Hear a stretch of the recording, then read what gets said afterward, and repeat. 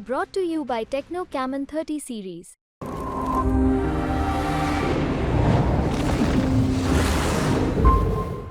माफ कीजिए, किशनगंज से सटी हुई सीट थी अररिया, जहां पर तीसरे चरण में मतदान हुए। अररिया की सीट भी काफी हॉट सीट रही। वहां से शहनवाज आलम जो है वो लड़े चुनाव, और साथ ही साथ वहां से बीजेपी के भी उम्मीदवार थे, प्रदीप कुमार। क्या लगता है वहां पर बीजेपी? वहां भी वही हालत है। वहां भी जो प्रदीप कुमार के खिलाफ काफी नाराजगी देखी हमने।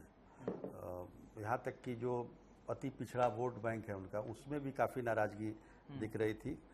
कोई काम नहीं किया उन्होंने, लोगों से मिलते जुलते नहीं है, इस तरह की शिकायतें थी। आमतौर पर ये शिकायतें जो है केवल प्रदीप कुमार के लिए ही नहीं, बिहार के तमाम सिटिंग एमपी के ऊपर थी जो भी चुनाव लड़ रहे हैं। काफी कम सिटिंग एमपी का टिकट कटा है, तो प्रदीप कुमार की भी यही स्थिति थी। वहां सरफराज आलम जो कि पहले चुनाव लड़ते थे, तस्लीमुद्दीन के जो भाई भी हैं, बड़े बेटे, हाँ इनके बड़े भाई, तो वो इस बार आरजेडी ने शहनवाज आलम को टिकट दिया है। शहनवाज आलम ओवैसी के पार्टी से विधायक बने और फिर आरजेडी में आ गए, मंत्री बने और उसके बाद फिर सांसद के लिए वो चुनाव लड़ रहे हैं।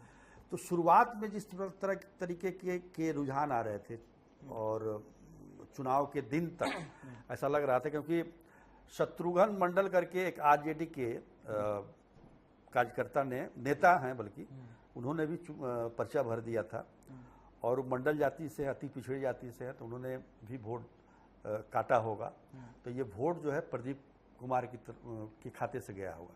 लेकिन सारा गणित जोड़ घटाव करने के बाद अंत में स्थिति जो है, पहले तो लग रहा था कि आरजेडी वहां से लीड कर जाएगी, लेकिन अब नहीं लग रहा है। अब लग रहा है कि बीजेपी फिर से काफी कम मार्जिन काफी कम होगा।